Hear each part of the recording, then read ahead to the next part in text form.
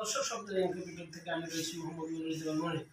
তো আলহামদুলিল্লাহ দেখতে পাচ্ছেন আমরা কতটা লোক সম্পূর্ণ একটি ইনকিউবেটর, যেটা অটোমেটিকলি টার্ন করবে। অর্থাৎ আমাদের এই মেশিনগুলো আপনার একবারে 264 পিস আপনার কিন্তু হাঁস মুরগি তিতির টার্কি অনেক সবকিছু ঢোকানো যাবে। সেই সাথে কেউ যদি চায় তাহলে এই মেশিনে একবারে 600 বাচ্চা কিন্তু কোয়েল পাখি উৎপাদন করতে পারবে।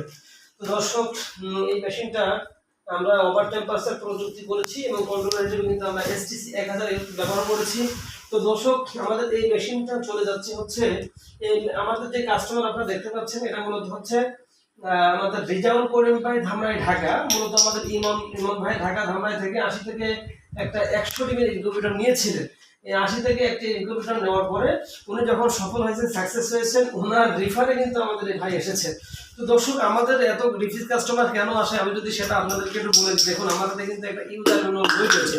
অর্থাৎ এই মেশিনগুলো নিলেই কিন্তু চালানো যায় না। অন্যান্য কোম্পানি কি করে না করে আমি এটা বুঝি না। সাধারণভাবে সপ্তাহে ইনকিউবেটর যেটা করে, একজন কাস্টমার যখন প্রাথমিক পর্যায়ে মেশিনটা নিয়ে যায়, প্রত্যেকটা মেশিনের সাথে কিন্তু আমরা একটা ইউজার ম্যানুয়াল বই দিই।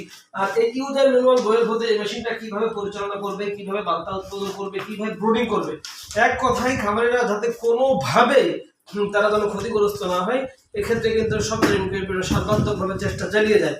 এছাড়াও আপনারা দেখতে পাচ্ছেন আমাদের স্ক্রিনে কিন্তু সেবা টিমের নাম্বার আলাদাভাবে আমরা দিয়েছি।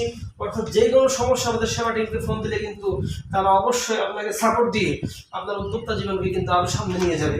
তো দর্শক, এই জন্য আমি বলবো, অনলাইনে হাজার হাজার ইনকিউবেটর থাকা সত্ত্বেও কেন আপনারা স্বপ্নের ইনকিউবেটরকে চুজ করবেন? এর একটাই মাত্র কারণ স্বপ্নের ইনকিউবেটর শুধু মেশিন দিয়ে খেলতে হয় না। একজন নতুন উদ্যোক্তার হাত ধরে তাকে সামনে এগিয়ে একজন সফল উদ্যোক্তা করে গড়ে তোলার জন্য সর্বাত্মক চেষ্টা করে। তো দর্শক, আগের মতো এই পর্যন্তই। দেখা হবে পরবর্তী নতুন আরেকটি প্রতিবেদনের। পরবর্তী প্রতিবেদন দেখার আমন্ত্রণ রইল। তো সে পর্যন্ত সকলে ভালো থাকবেন, সুস্থ থাকবেন। আল্লাহ হাফেজ। আসসালামু আলাইকুম ওয়া রাহমাতুল্লাহি ওয়া বারাকাতুহু।